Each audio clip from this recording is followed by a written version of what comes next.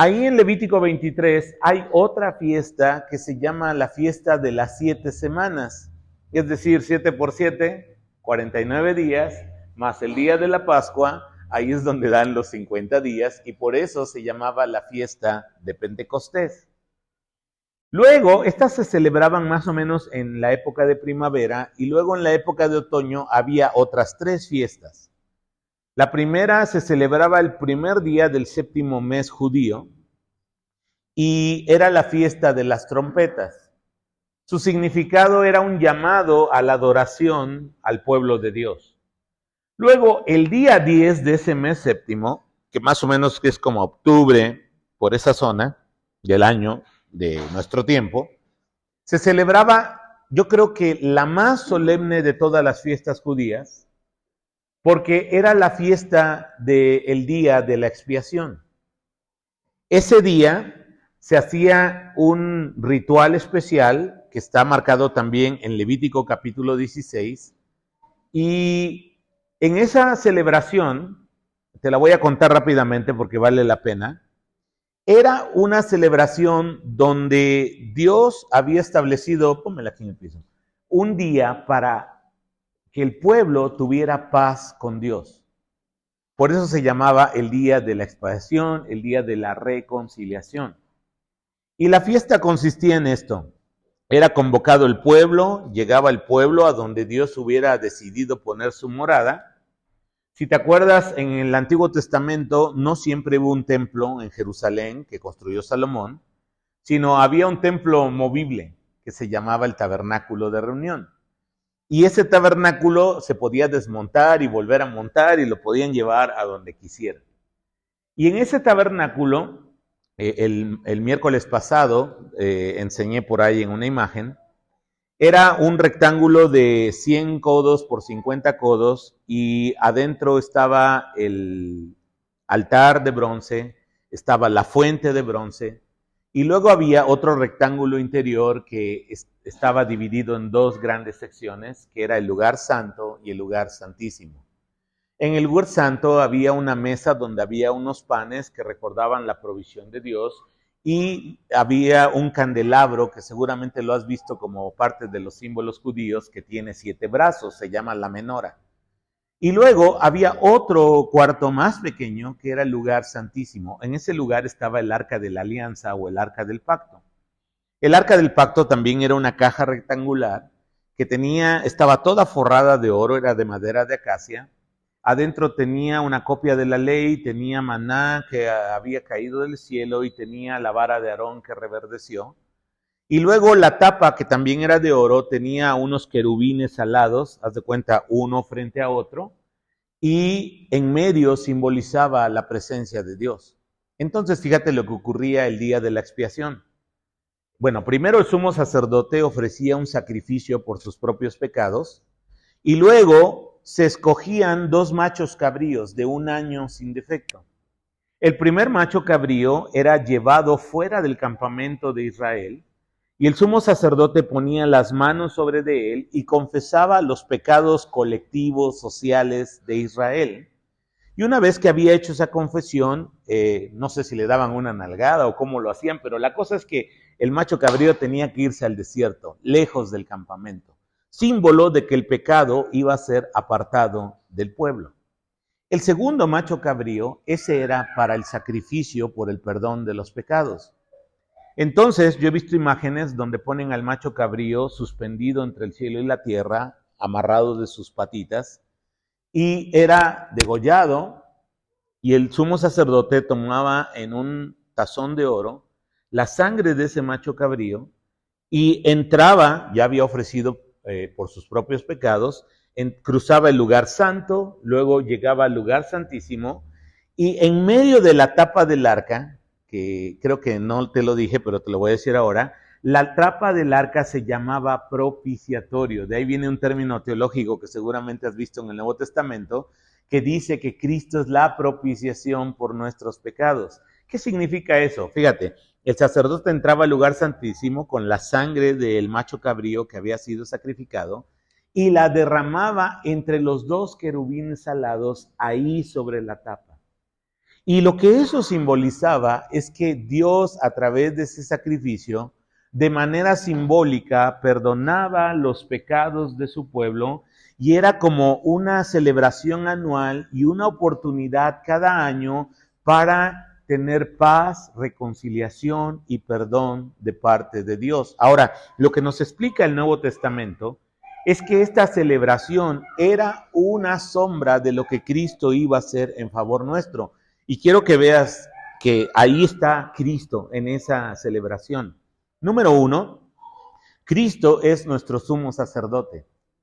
Él se presenta ante Dios en favor nuestro por los hombres. Esa era la función de los sacerdotes. Porque en el antiguo Israel no toda persona podía entrar siquiera, o sea, al atrio sí, pero de ahí para adentro, ni siquiera todos los levitas, eran los de la familia de Aarón que Dios había escogido para ser sus sacerdotes a través de Eleazar. Bueno, y fíjate bien, Cristo es el sumo sacerdote. Él no ofreció sacrificio por sus pecados porque Él es sin mancha, sin pecado. Y luego Él representa a los dos machos cabríos, porque Cristo fue sacado de Jerusalén cuando fue llevado cargando su cruz y lo sacaron del campamento, por decirlo así, y Él fue suspendido entre el cielo y la tierra al ser clavado en la cruz. Y Él ofreció su propia sangre como el Cordero de Dios que quita el pecado del mundo. Y la sangre de Cristo fue presentada, dice el autor de Hebreos, delante de la misma presencia de Dios para el perdón, la paz y la reconciliación de todos los seres humanos por nuestros pecados. Ahora miren, el sacrificio de Cristo es suficiente para perdonar el pecado de todos los seres humanos, de todos los tiempos, pasados, presentes y futuros. ¿Por qué razón? Porque el Dios infinito se hizo hombre y entonces ese atributo de su infinitud se aplica al hecho de que Él, siendo hombre, representándonos a nosotros como raza humana, pero sin pecado, se ofreció como el pago de nuestros pecados, como el sacrificio que logró la paz y la reconciliación entre Dios y nosotros. El asunto es que solo se aplica de manera eficaz a aquellos que creen en Él. Pasa como el Cordero de la Pascua. ¿Te acuerdas en la historia de Éxodo que ellos sacrificaron un cordero? Pero para que el ángel de la muerte no destruyera los primogénitos de Israel, ¿qué tenían que hacer con la sangre? Untarla en los dinteles de la puerta, y ese es un símbolo de la fe. Entonces, hermanos, cuando nosotros decidimos creer en Jesús como Señor y Salvador de nuestra vida, es como si nosotros estuviéramos pintando los dinteles de nuestra vida, de nuestra puerta, y entonces el juicio de Dios va a pasar por delante de nosotros sin que nos toque a nosotros, no porque seamos mejores, no porque seamos buenos, sino por el simple hecho de que hemos creído que Jesús es nuestro Cordero que pagó por nuestros pecados. ¿Amén? Muy bien. Y la última fiesta, ya les mencioné 6, ya no quiero tomar más tiempo en esto, es la fiesta de los tabernáculos. Era una fiesta que duraba 7 días, y que el chiste era jugar a la casita, yo les digo de repente, como para entenderlo, ¿no?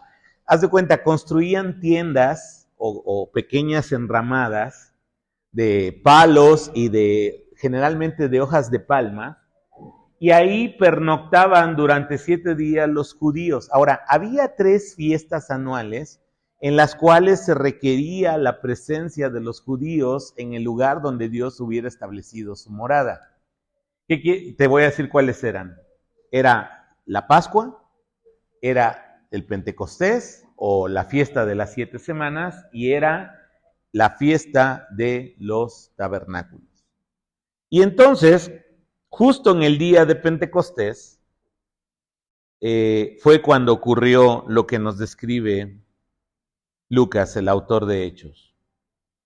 Ahora, quiero que notes que Lucas nos ha enfatizado la unidad que tenían los creyentes en este tiempo de la iglesia. Ya Ever la semana pasada nos mencionaba eso, ¿no? Y lo vamos a ver a lo largo de los capítulos de la Escritura. Mira, Y no es que no tuvieran defectos, no es que no tuvieran desacuerdos. Yo tengo un dicho, donde hay personas hay problemas, ¿sí? El asunto es que lo que Dios ha hecho en nuestras vidas y está haciendo, nos va a dar la capacidad para poder limar esas asperezas, perdonar las faltas de quienes nos ofenden y de quienes a nosotros hemos ofendido. Y eso va a permitir que pueda haber unidad y paz en la iglesia. Los creyentes, fíjate bien, se mantenían juntos, no solo en un lugar como ahora nosotros, porque nosotros podemos estar juntos, físicamente hablando, ahora, pero no necesariamente vamos a desarrollar una unidad de mente y de corazón. Eso se desarrolla con el tiempo y también se desarrolla estando convencidos de que Jesús es honrado cuando nosotros estamos solícitos en guardar la unidad del cuerpo de Cristo, que es la iglesia. Entonces, hermanos, nosotros debiéramos imitar el ejemplo de los creyentes del primer siglo, de la iglesia temprana, al procurar la unidad entre los creyentes. Y te vuelvo a repetir, no es que no tengamos malos ratos o malas formas, ¿no? Todos nosotros tenemos virtudes y tenemos defectos, ¿no? Y el punto es este, que recordemos que el Señor Jesús dijo que es el amor que Él ha derramado en nosotros lo que nos va a permitir perdonar y ser perdonados. Lo que nos va a permitir tener paciencia y que otros nos tengan paciencia. Lo que nos va a permitir abrir los brazos para recibir a todos los que vienen buscando al Señor y también otros extiendan su mano para ayudarnos. Y es que, hermanos, esta unidad funciona cuando es recíproca. O sea, yo puedo tener mucha disposición de abrazarte, de animarte, de ser muy amable contigo, o alguien puede tener esa disposición conmigo y yo ser un completo Grinch, ¿verdad? De mal humor, con mis malos modos, ¿no? Y a lo mejor hasta digo, si ya saben cómo soy, pues ¿para qué me invitan, no? Dice el meme, ¿no? Entonces, muchas veces justificamos nuestros malos procederes o también puede ocurrir esto. Si ya eres cristiano de algunos años, seguramente has tenido alguna experiencia de alguna fricción, gente que a lo mejor te ha traicionado, te ha lastimado, y eso no significa que tu experiencia no haya sido válida, o que haya sido una mala experiencia.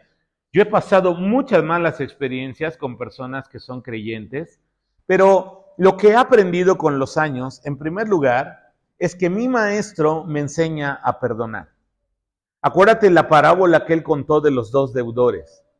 Y acuérdate que el primero debía millones, el segundo debía unos cuantos cientos, y el Señor, en esa parábola, le perdonó tanto al que debía millones como al que debía, al que debía millones le perdona, ¿no? Y luego ese que fue perdonado va con su consiervo y no le puede perdonar, 500 pesos que le debe, ¿no? Y es más, lo echa a la cárcel y ya quiere vender a su familia y a sus hijos como esclavos. ¿Te acuerdas de la historia del Evangelio? Y quiero decirte que el Señor es honrado cuando nosotros tomamos la decisión de aprender a perdonar. Porque se aprende. O sea, a todos nos han fallado, pero quiero decirte una cosa, también todos nosotros le hemos fallado a otros y les hemos ofendido. Y yo creo que Dios es honrado cuando nosotros procuramos la unidad en la iglesia. Y todos nosotros tenemos mucho que dar. O sea, a veces yo sé que vivimos en un mundo individualista donde estamos acostumbrados a pensar en primero yo, luego yo y a lo último yo. Pero de veras que hay gozo, hay satisfacción cuando nosotros descubrimos que Dios puede usar cosas que nos ha dado en nuestra vida para poder bendecir, para poder animar, para poder ayudar a otros. Y entonces Dios es honrado de esa manera. Tú tienes mucho que dar. Y la verdad, yo sé que algunos quizá tengan poco viniendo acá a la iglesia, pero quiero decirte lo siguiente. El deseo de nuestro corazón y nuestra oración es que te integres a esta familia en la fe, que podamos reír, que podamos llorar juntos, que podamos caminar juntos mientras seguimos a Jesús, ayudándonos unos a otros, siendo pacientes unos con otros, animándonos unos a otros, orando unos por otros. Más de 100 veces en el Nuevo Testamento aparece esa interacción unos con otros. Yo quiero animarte a que decidas en tu corazón ser de ánimo, de bendición a otros, porque Dios te ha dado tanto y tú puedes dar un poco de eso que Dios te ha dado. Amén. Muy bien. Ahora, Jesús ascendió al cielo 40 días después de su resurrección. Y dice, les dio una ordenanza a sus discípulos, que no salieran de Jerusalén, sino que esperaran la promesa del Padre, la cual les dijo, oísteis de mí, pues Juan los bautizó con agua, pero vosotros seréis bautizados con el Espíritu Santo dentro de pocos días. Ahora, nadie sabía cuántos días. Y ellos obedecieron al Señor. Es increíble, ¿no? Porque antes de que el Señor muriera, como que los discípulos se caracterizaban por ser como medio desobedientes, medio rebeldes, medios necios, ¿no? Así como lloviznando y como tú comprenderás, ¿verdad? Y ahora, después de que él ha muerto y lo han visto vivo, con pruebas indubitables, dijo Lucas en los primeros versículos del capítulo 1, ahora los vemos obedientes. Y Jesús les dice, miren, esperen por favor la promesa del Padre aquí en Jerusalén. Ahora, ¿a qué promesa se refiere? Jesús mismo lo dijo, a que ellos serían bautizados con el Espíritu Santo en pocos días. Ahora, los discípulos, hermanos, no eran ajenos a la obra del Espíritu Santo en sus vidas. De hecho, el Espíritu Santo ya había en muchas ocasiones acompañado a los discípulos en las tareas que el Señor les había encomendado. Te acordarás, por ejemplo, que Jesús de repente envió 70, ¿no? En parejas de 2, para predicar, para echar fuera demonios y para sanar. Y yo quiero decirles, ¿qué ser humano sin una capacidad dada por Dios puede hacer eso, ¿no? A lo mejor enseñar la palabra diría uno, bueno, pues a lo mejor estudiando, pero ellos, quiero recordarte una cosa, la gran mayoría de los discípulos eran personas iletradas, del vulgo, decían, incluso los propios fariseos los despreciaban porque decían, son galileos, ¿no? Ser galileo era como, a veces los españoles hacen chistes de los gallegos, ¿no? O sea, era como el lugar donde menos un judío quería haber nacido, ¿no? Porque Galilea era ya como lo último, ya cerca de los gentiles, ¿no? No vivían en Jerusalén, no vivían en Belén, el lugar donde nació David y los reyes, ¿no? O sea, estaban allá en Galilea, junto a la Decápolis, junto a otros pueblos ya muy llenos de gentiles, ¿no? Pero Dios los acompañaba. Ahora, quiero que veas esta lectura en Juan capítulo 14, ahí en la pantalla, por favor. Juan 14, versículo del 15 al 17. Y mira lo que Jesús les dice acerca de la presencia del Espíritu Santo en ellos. Dice Jesús, Juan capítulo 14, versículo 15 al 17. Si me amáis, guardad mis mandamientos. Y yo rogaré al Padre y os dará, ¿qué dice ahí? Otro consolador. Ahora, voy a hacer aquí un breve comentario. En griego hay dos preposiciones para decir la palabra otro. La primera preposición es la palabra heteros, de ahí viene la palabra heterosexual, heterogéneo, ¿verdad? ¿Y qué significa? Otro, otra cosa u otro que es diferente, que no es de la misma, del mismo trasfondo, de la misma sustancia, ¿no? Por eso decimos que cuando hay un hombre y una mujer, aunque somos iguales ante Dios en dignidad y portamos la imagen de Dios, pues el masculino es diferente al femenino, ¿no?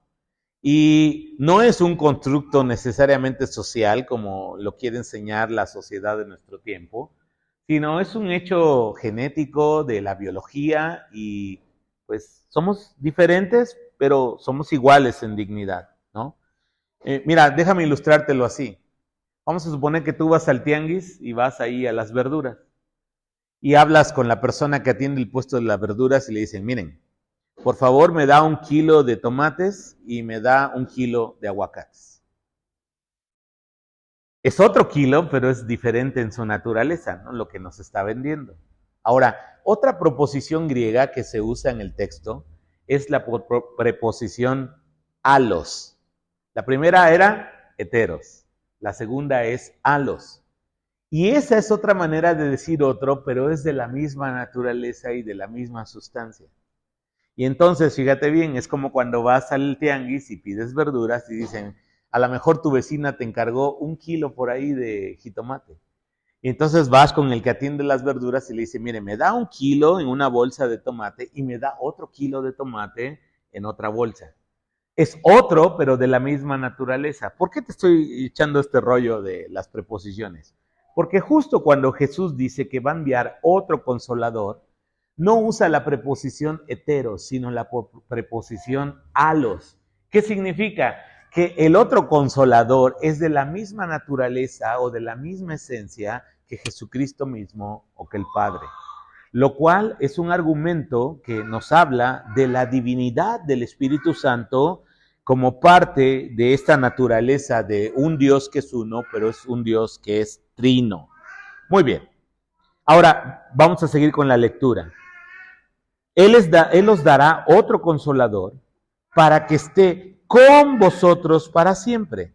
Es decir, el Espíritu de verdad a quien el mundo no puede recibir porque ni le ve ni le conoce, pero vosotros sí le conocéis. ¿Por qué razón? Porque mora con vosotros. ¿Eso en qué tiempo está?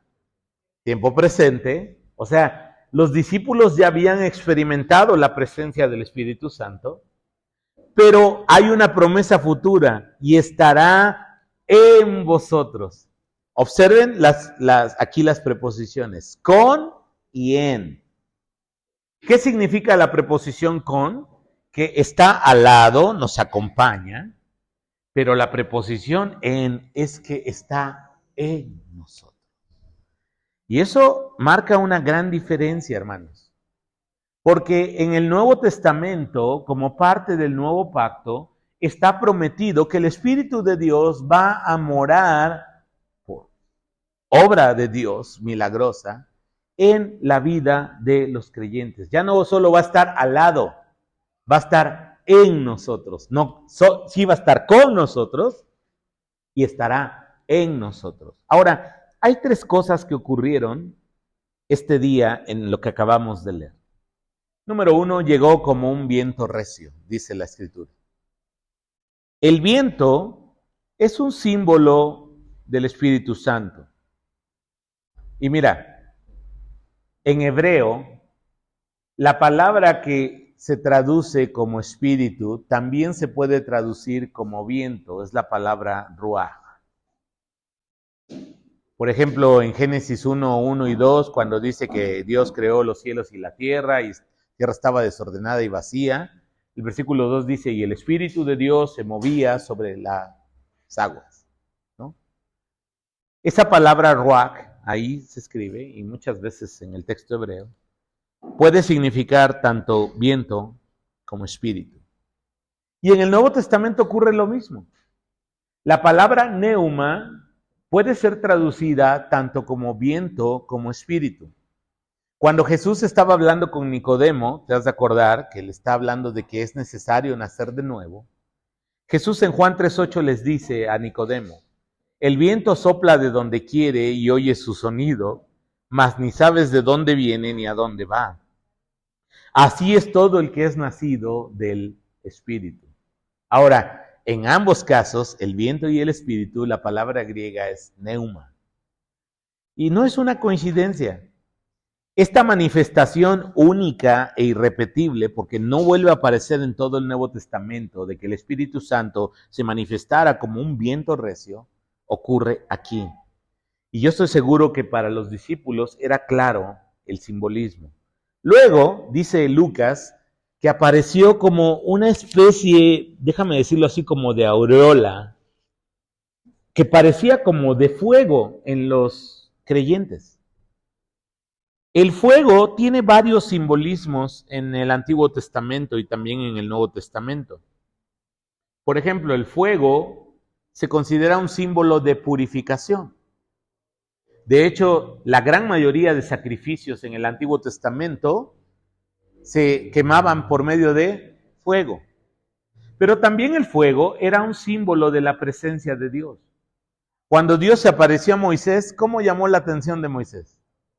Había una zarza, ¿y qué había en la zarza? Fuego. Ahora, era como un fuego, porque lo que le llamó atención a Moisés no era una zarza ardiendo, sino que la zarza no se consumía. O sea, por alguna razón empezó a decir Moisés, ¿por qué no se quema la zarza? No se pone negra y se vuelve carbón. Pero también en el Antiguo Testamento y en el Nuevo, el fuego es un símbolo de juicio. Cuando Jesús habla del lugar de tormento, dice que es un lugar de fuego y azufre. Ahora, hermanos, la presencia del Espíritu Santo en los creyentes ya había sido prometida desde el Antiguo Testamento en lo que las Escrituras llaman el Nuevo Pacto. Te voy a mostrar rápidamente aquí en la pantalla 3 versículos que nos hablan de las promesas del Nuevo Pacto. Deuteronomio 36 dice lo siguiente: además, el Señor tu Dios circuncidará tu corazón y el corazón de tus descendientes, para que ames al Señor tu Dios con todo tu corazón y con toda tu alma, a fin de que vivas. Fíjate, este texto es de la ley de Moisés, parte del Pentateuco. Y Dios ya sabía que su pueblo era rebelde, de dura cerviz. Ya sabía que iba a castigarlo dispersándolo en todas las naciones, pero también Dios ya sabía que lo iba a regresar a su tierra, a su lugar prometido. Y como parte de ese retorno, de esa conversión nacional de Israel, Él dice que va a cortar de su corazón lo que está corrompido, lo que está sucio, para que pueda amar al Señor su Dios con todo corazón, con toda su alma, a fin de que vivas. Ahora, mira Jeremías capítulo 31, versículo 31 y el 33. El Señor dice aquí, a través del profeta Jeremías: he aquí vienen días, declara el Señor, en que haré con la casa de Israel y con la casa de Judá un nuevo pacto. Porque este es el pacto que haré con la casa de Israel después de aquellos días, declara el Señor. Pondré mis leyes dentro de ellos y sobre sus corazones la escribiré. Y yo seré su Dios y ellos serán mi pueblo. Y finalmente, otra cita en el Antiguo Testamento es Ezequiel capítulo 36, versículo 26 y 27. Quiero que lo mires en pantalla. Y Dios dice acerca de este pacto lo siguiente: os daré, fíjate bien, un nuevo corazón y pondré un espíritu nuevo dentro de vosotros y quitaré de vuestra carne el corazón de piedra y os daré un corazón de carne. Y pondré dentro de vosotros, ¿a quién? Mi espíritu. Y haré que andéis en mis estatutos y guardéis mis preceptos y los pongáis por obra. Con esto quiero decirte lo siguiente, hermanos, amigos. La vida cristiana, así como la enseña el Nuevo Testamento, no es un asunto de intentar ser una buena persona. No es un asunto de querer superarnos personalmente y ser una mejor versión de nosotros. Dios sabe que la maldad que tenemos como raza humana, todos nosotros, es un asunto que viene de dentro hacia afuera. Desde el libro de Génesis podemos ver en el capítulo 6, Dios dice ahí: la intención del corazón de los hombres es continuamente al mal. Hermanos, todos tenemos evidencia de eso. Muchas veces queremos hacer algo bueno, algo que sabemos que es correcto, algo que agrada a Dios, algo que bendice al prójimo, pero de repente nos damos cuenta que dentro de nosotros hay otros sentimientos, otros pensamientos, otra naturaleza que nos lleva justamente en el sentido opuesto. A lo mejor hoy te vas de aquí y dices, Señor, yo quiero agradarte, pero mañana descubres que hay una naturaleza en ti y en mí, que la Biblia le llama la naturaleza pecaminosa, que nos empuja a ir hacia el mal. Ahora, ¿qué pasa si esa naturaleza no es renovada, no es transformada? Que la religión lo que muchas veces nos ofrece es un cambio cosmético, de afuera intentando cambiarlo de adentro. Pero justo el Evangelio nos dice que el asunto es al revés. Dios quiere comenzar cambios profundos, significativos en tu vida y en mi vida, desde dentro hacia fuera. Y por eso yo alguna vez te he dicho, y así lo creo, nosotros no podemos cerrarle la puerta a nadie y decir, tú no cumples nuestro código de vestimenta, nuestra forma de comportarnos, nuestra subcultura, porque, hermanos, cualquiera pudiera aprender a ser cristiano, voy a decirlo así honestamente. O sea, podemos imitar costumbres, podemos imitar el lenguaje de ser un cristiano en una iglesia cristiana evangélica y podemos vestirnos como él, pero lo que realmente Dios busca es la transformación del corazón. Y esa transformación, según dice la Escritura, viene de dentro hacia afuera. Si te fijas en los 3 pasajes que leímos, habla de una regeneración del corazón. Les voy a dar un nuevo corazón, les voy a dar una nueva mente. Por eso, mira, si tú estás tratando de ser cristiano en tus propias fuerzas, te voy a decir de una vez, vas a acabar desilusionado, desanimado, porque eso simplemente no es posible. Dios, sabiendo eso, por eso como parte del nuevo pacto, dice que nos va a dar un nuevo corazón, que nos va a dar una nueva mente, va a escribir sus leyes, ¿dónde? En nuestros corazones. Y sobre todo Ezequiel dice, voy a poner dentro de vosotros mi espíritu. Y todo verdadero creyente tiene el Espíritu Santo como parte del cumplimiento del nuevo pacto en su vida. Cuando Jesús celebró la cena del Señor allá en el aposento alto, Él dijo, esta es la sangre derramada, la sangre del nuevo pacto que por ustedes es entregada. Entonces, hermanos, dice el texto aquí en Lucas, todos fueron llenos del Espíritu Santo. Ahora, se dio un fenómeno sobrenatural, porque dice que comenzaron a hablar en otras lenguas, según el Espíritu les daba que hablasen. Lo que está diciendo Lucas es que todos fueron llenados a plenitud. No es porque ellos lo buscaron, porque ellos lo alcanzaron, porque tenían como un grado de espiritualidad. No. Aquí hay una voz pasiva en el texto bíblico. Y lo que nos enseña esto es que fue la pura voluntad de Dios, como cumplimiento del nuevo pacto, la promesa que Jesús habló, lo que hace que Dios nos dé su Santo Espíritu. Ahora, ¿cuándo recibe el creyente el Espíritu Santo? Esa es una buena pregunta. Aquí, si te fijas, ellos ya eran creyentes en Jesús.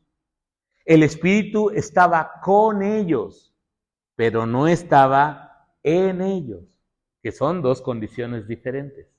Ahora, quiero que veas aquí en pantalla Efesios capítulo 1, versículo 13 y 14, porque quiero explicarte rápidamente un aspecto que espero pueda dejarte claro cuándo es que una persona recibe el Espíritu Santo.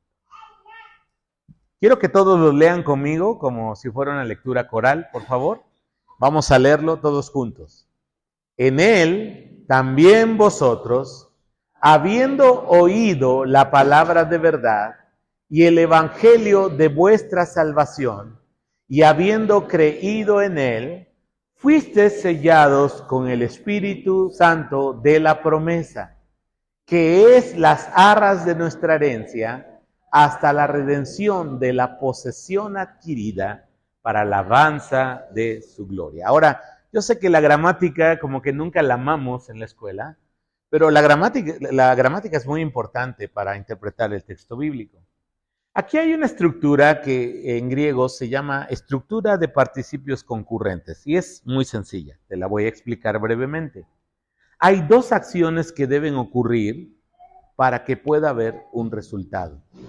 La primera acción en este tiempo está en el gerundio habiendo oído.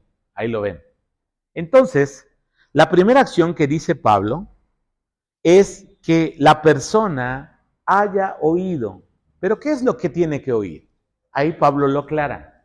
La palabra de verdad, el evangelio de la salvación. Porque mira, no solo basta decir yo tengo fe en alguien. Porque hoy tú hablas con muchas personas y aunque en América Latina la gran mayoría no son ateas, creen en algo, pero ese algo no es suficiente. Porque a lo mejor creo en mí mismo, ¿no? Hay mucha gente que dice eso, yo creo en mí mismo, para mí yo soy mi propio Dios. Hay una corriente filosófica en eso, ¿no? O, ¿sabes qué? Yo creo lo que me parece que debo creer, mira, del cristianismo me gusta esto, del islam me gusta esto, de las religiones orientales me gusta esto, hago mi propio cóctel de fe y esto es lo que yo creo. Pero Pablo es muy específico en qué es lo que debemos oír. Dice, habiendo oído la palabra de verdad. Si nos queda duda, agrega una coma y dice, el evangelio de vuestra salvación. O sea, es el evangelio que está en la Biblia. ¿Sí? Primera acción entonces, habiendo oído. Segunda acción, ahí está una conjunción, dice, y habiendo creído en él. Entonces, la fe, hermanos, es una convicción profunda de lo que decimos que creemos. Porque muchas veces, en nuestro idioma castellano sobre todo, como que la fe no expresa la certeza que debiera expresar según el texto bíblico. Por ejemplo, si alguien nos hubiera preguntado en la mañana, ¿y tú crees que va a llover? Y alguien dice, pues sí, yo creo que sí. O sea, pero no es como una certeza, ¿no? Es como cierta duda, ¿no? Y a veces nuestro idioma no refleja por la intensidad de la certeza, porque acuérdate, la definición bíblica de fe está en Hebreos 11:6, es pues la fe, la certeza de lo que se espera, la convicción de lo que no se ve. Y entonces, fíjate bien, primera acción, habiendo oído. Segunda acción, y habiendo creído en el Evangelio. ¿Qué ocurre cuando se dan las dos acciones? Fuisteis sellados con el Espíritu Santo, y otra vez aparece la palabra promesa, haciendo referencia al nuevo pacto. Entonces, ¿cuándo es que el creyente recibe la presencia del Espíritu Santo en su vida? Es cuando cree, cuando oye el Evangelio y cree el Evangelio.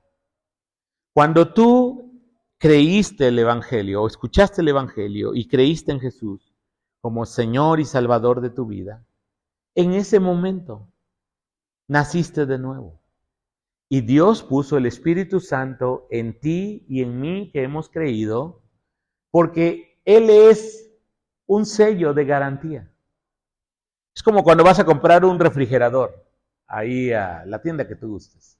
Si eres fresa, vas a Liverpool o al Palacio de Hierro, ¿no? Y eres aquí de la raza, pues vamos a Electra, ¿no? A Coppel, ¿no? A comprarlo, pero no importa. Te dan una póliza de garantía, ¿no? ¿Y qué significa esa póliza? Certeza. ¿De qué? De que por lo menos va a funcionar el año, los 2 o los 3 años que te digan que va a funcionar. Mira, es la misma idea. De hecho, dice ahí que fuimos sellados con el Espíritu Santo de la promesa, que es las arras de nuestra herencia. Es un adelanto que garantiza que Dios va a cumplir la herencia que nos ha prometido en Cristo Jesús. Y yo digo que a veces los cristianos no nos emocionamos lo suficiente con la herencia que tenemos en Cristo porque no la conocemos. Pero cuando tú escudriñas la Biblia, cuando tú vas a los evangelios, cuando tú vas a las cartas y descubres todo lo que ojo no vio, lo que oído no oyó, que no ha estado en corazón humano y que Dios ha preparado para los que le aman, te das cuenta que Dios tiene un plan extraordinario para nosotros en la vida presente y en el porvenir. El problema es que nuestra mente se resiste y quiere estar enfocada en lo que está aquí en la vida presente.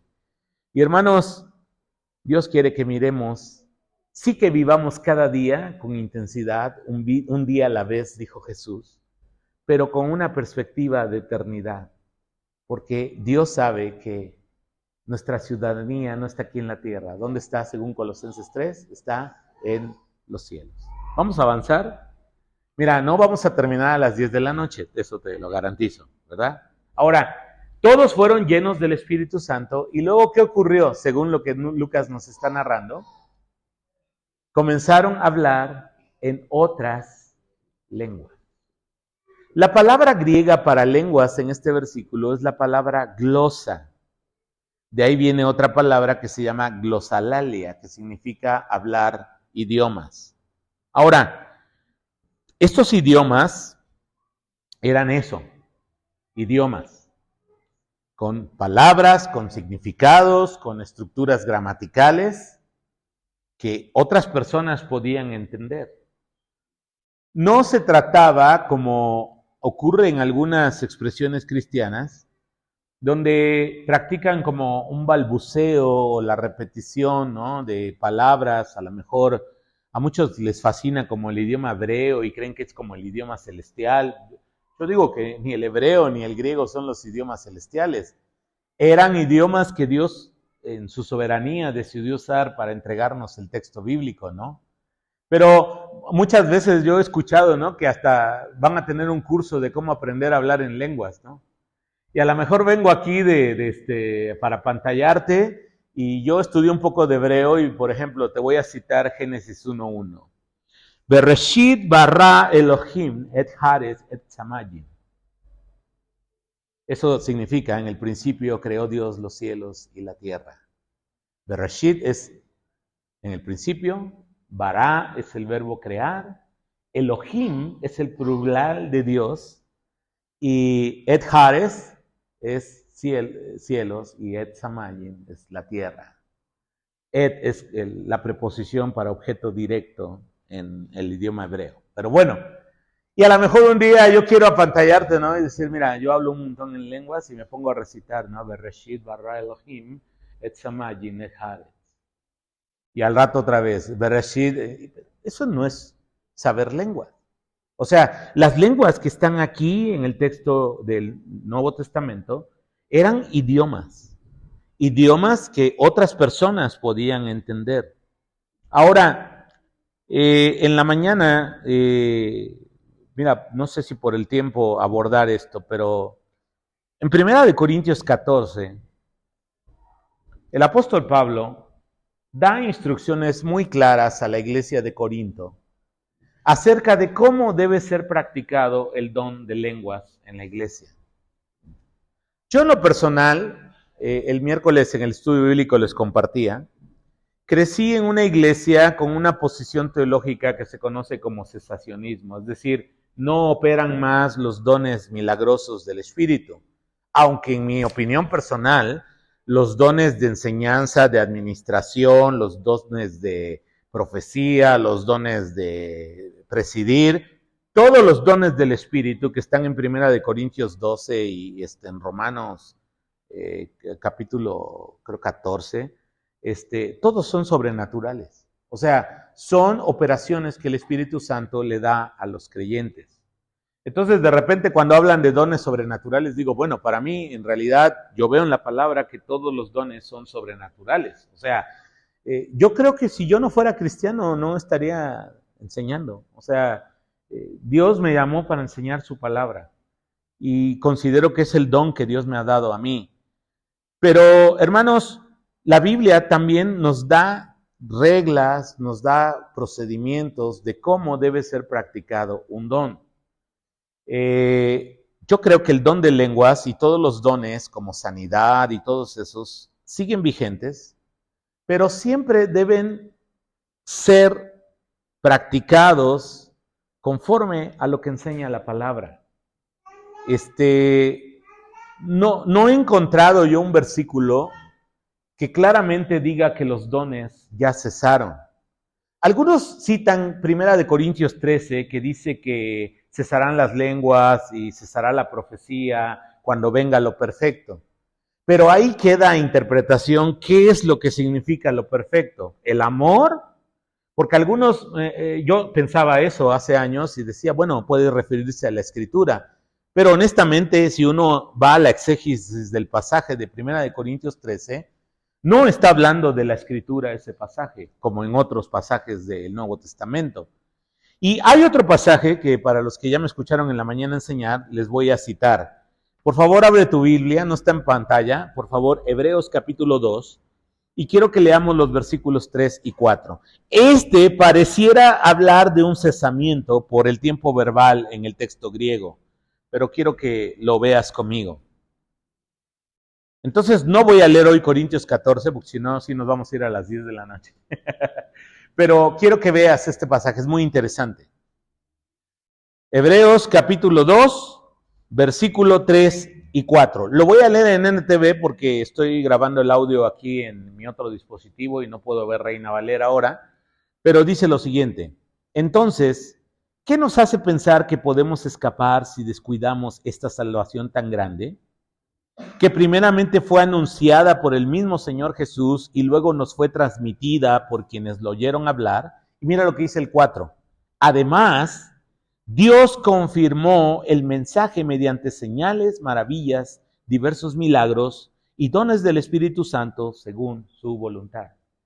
Aquí el tiempo verbal, aquellos que quieran investigar y después googlearlo, es un pasado que se conoce como aoristo en el idioma griego koiné del Nuevo Testamento.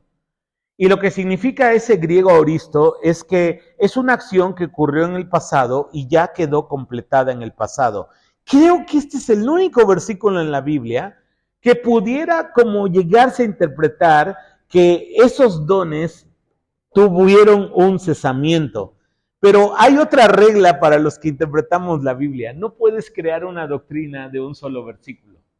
Entonces, lo que yo creo, porque Dios me ha permitido a lo largo de 39 años que he caminado con el Señor, es que yo no puedo encerrar a Dios en mi teología favorita. Mira, Dios va a hacer lo que Él quiera cuando Él quiera. Yo he visto a Dios sanar 2, 3 ocasiones. Dios me ha hablado a mí en unas 2, 3 ocasiones, en todos mis 39 años de cristiano. Pero la gran mayoría, ¿qué porcentaje será, no? Como el 99.8% de las veces me ha hablado a través de su palabra. ¿Sí? Porque de repente los cristianos como que estamos ávidos de querer experiencias sobrenaturales, ¿no? Me acuerdo cuando el Lázaro, en la parábola que Jesús contó, estaba ya en el Hades y le dice a Abraham, oye, regresa Lázaro con mis parientes, que resucite y que les advierta de este tormento que les espera. Y así van a creer si alguien regresara de los muertos. ¿Y qué le dijo Abraham? Fíjate que no. Aún si alguien regresara de los muertos y les contara lo que vio, no les creerían.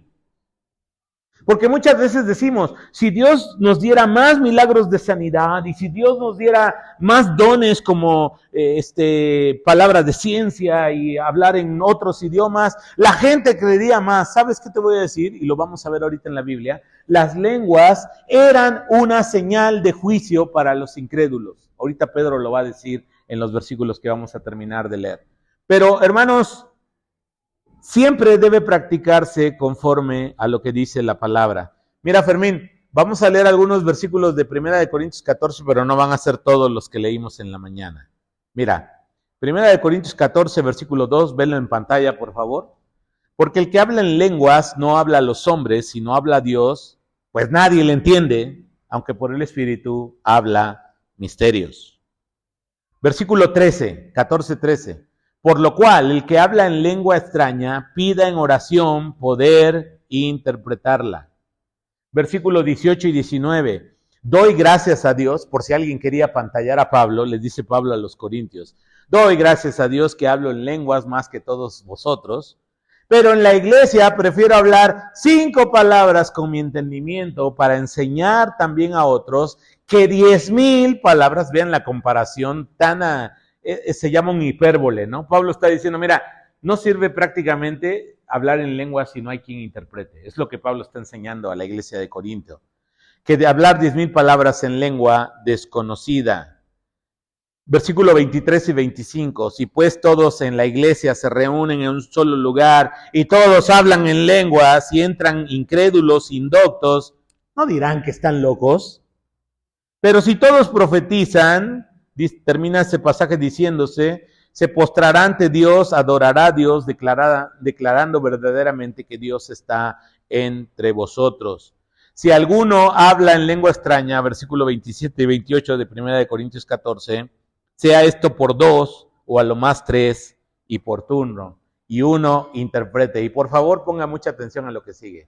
Si no hay intérprete, calle en la iglesia y hable para sí mismo y para Dios. Entonces, mira, yo no sé de qué contextos vengan aquí algunos que ya son creyentes, pero si vienes de una iglesia donde todos hablan al mismo tiempo, ¿qué dice Pablo?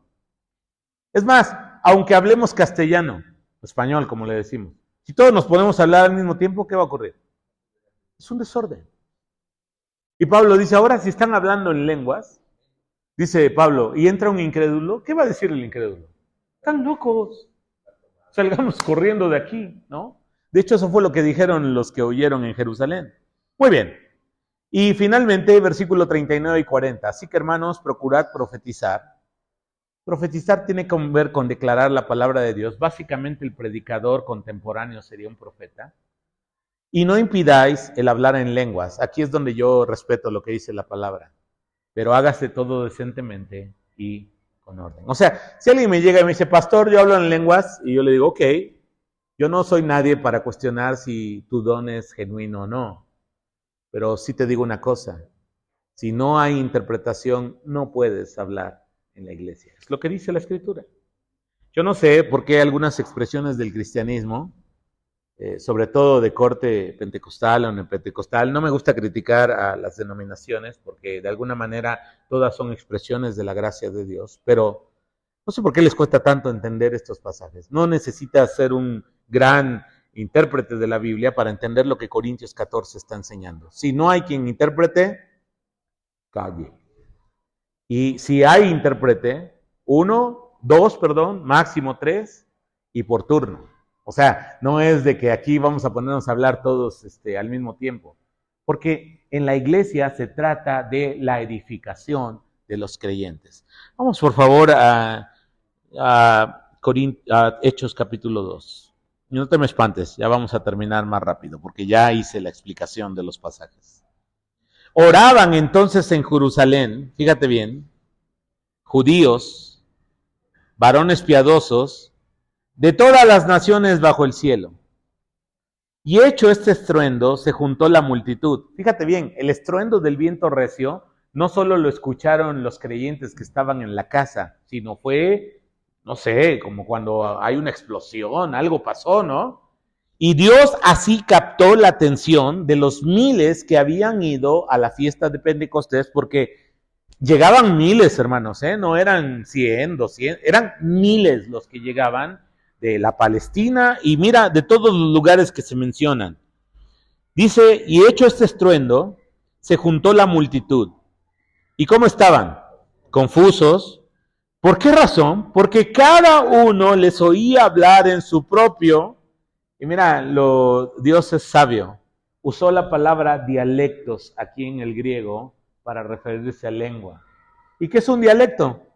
Es un idioma, con todo lo que debe llevar un idioma, voz, modo, uso, tiempos gramaticales, objeto directo, indirecto y todo lo que odias de la gramática, lo tiene en un idioma y lo tiene un dialecto, ¿no? Algunos más desarrollados, otros menos desarrollados, pero finalmente no eran solo unas palabras al aire.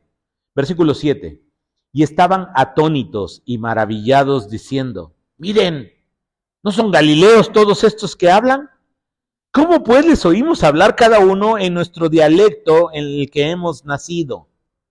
Y vean de todos los lugares, partos, medos, elamitas y los que habitamos en Mesopotamia. Imagínate, desde Irán, Irak y el Golfo Pérsico venían a Jerusalén a la fiesta. En Judea, en Capadocia, en el Ponto, en Asia, en Frigia, en Panfilia, en Egipto, en las regiones de África, porque no sé si lo sabes, pero casi todo el norte de África era parte del Imperio Romano en esta época. Entonces ahí había judíos también, o gente que creía en el judaísmo, y fueron a Jerusalén a la fiesta de Pentecostés. Más allá de Cirene y romanos aquí residentes, tanto judíos como prosélitos, dice, cretenses y árabes, les oímos hablar en nuestras lenguas, ¿qué cosa? Las maravillas de Dios. Y estaban todos atónitos y perplejos, diciendo unos a otros, ¿qué quiere decir esto? Mas otros, burlándose, decían, están llenos de mosto. En otras palabras, están bien briagos. Se les pasaron las copas. Quiero comentar aquí brevemente dos cosas. La primera, hermanos, creo que ya nos quedó claro a todos que si tú has oído el Evangelio y has creído en el Evangelio, Dios te ha dado su Espíritu como el cumplimiento de la promesa del nuevo pacto, y ahora Él está con nosotros y en nosotros. ¿Amén? Ok. ¿Para qué Dios puso su Espíritu en nosotros? Hechos 1:8, recibirán poder para que me sean testigos. Y hermanos, la razón, una de las razones, porque hay como unas 4 o 5, pero quiero mencionar esto. Una razón por la que Dios ha puesto su Espíritu en nosotros es para que podamos decirle a los demás las maravillas que Dios ha hecho en tu vida y en mi vida. ¿Dios ha hecho maravillas en tu vida? Y mira, nosotros somos adornos de la gracia de Dios. Tu vida y mi vida, aunque somos imperfectos y hicimos cosas que nos avergüenzan y que ofendieron a Dios y lastimaron a otros y nos lastimaron a nosotros mismos, nuestras vidas son un adorno de lo que Dios puede hacer en pecadores como nosotros.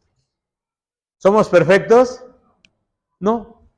No estamos aquí, quiero decirte, si tú no eres creyente, que no estamos aquí porque nos sintamos perfectos, porque nos sintamos moralmente superiores a los demás. Todo lo contrario. Hemos reconocido lo miserables, lo pecadores, lo malos que somos y que necesitamos a Dios en nuestras vidas. Esa es la única diferencia. Y en ese sentido de necesidad, lo que hemos hecho es oír el Evangelio, creer al Evangelio, y Dios ha puesto su Espíritu en nosotros. Y eso es lo que ha comenzado a hacer la diferencia en nosotros. Y no es una obra, mira, he conocido personas que han cambiado de una manera drástica. Otros lo van haciendo de manera gradual a través de la vida. Teníamos una persona que se congregó un tiempo con nosotros, había sido sicario. Había cortado cabezas de personas. Y mira, la gracia de Dios lo alcanzó. Y yo podía ver claramente que Dios había transformado ese corazón en un corazón de carne. Yo no me podía imaginar a ese hombre verlo llorar cuando estábamos orando, cuando estábamos cantando alabanzas a Dios. Y es increíble. ¿Quién puede hacer esa transformación, hermanos? Solo Dios. Ahora, no es que nosotros éramos unas peritas en dulce o nos salía una aureola. Todos nosotros somos pecadores, pero Dios está haciendo esa obra. Y Él ha prometido que quien comenzó la buena obra la completará en nosotros hasta el día de nuestro Señor Jesucristo. Entonces, hermanos, primeramente, somos lo que somos ahora para ser adornos de la gracia de Dios y anunciar las virtudes, dice Pedro, de aquel que nos llamó de las tinieblas a su luz admirable. De hecho, la palabra virtudes, ahí para que se te quede, en griego se pronuncia aretes. ¿Y qué son los aretes, chicas? Bueno, chicos ya ahora usan también aretes, ¿verdad? Ya un día me vas a ver así con el mío para que nadie se sienta mal, ¿no? ¿Qué son los aretes? Adornos. Somos aretes de la gracia de Dios. Segunda cosa, cuando nosotros damos testimonio del Evangelio, el evangelio siempre va a producir dos reacciones. Y aquí las estamos viendo en este pasaje. Una, de asombro. Estos que se asombraron son los que van a escuchar a Pedro, lo vamos a ver el próximo domingo, en ese discurso que va a dar. Su primer gran predicación, solo se convirtieron 3,000. Solo en su primer predicación. Pero otros, juicio. ¿Por qué? Ahí están, burlándose. Decían, estos están embriagos. Entonces, hermanos, eso es la reacción que produce Jesús. Dijo Jesús, yo no he venido a traer paz, he venido a traer división.